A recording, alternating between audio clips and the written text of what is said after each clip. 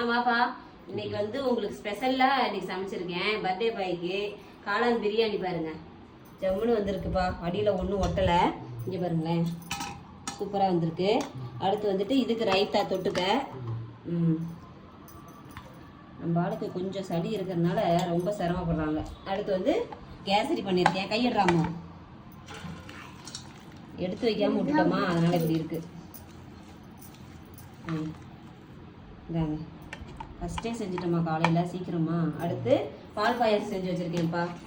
இன்னைக்கு பால் பாயாசம் உன்னோட ஃபேவரெட்டு பால் பாயாசம். இன்னைக்கு நம்ம வீட்டில் சமையல் இதான்ப்பா. காளான் பிரியாணி, ஆனியன் ரைத்தா, கேசரி, பால் பாயாசம். பாப்பாவுக்கு பிரியாணியே போட்டு கொடுக்கலான்னு இருக்கேன் லஞ்சுக்கு. ஓகேவா?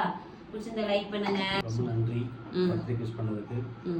அன்புக்கு இதே இல்லை. தேங்க்யூ. ஓகேப்பா, லைக் பண்ணுங்க, ஷேர் பண்ணுங்க. பாய். பாய்.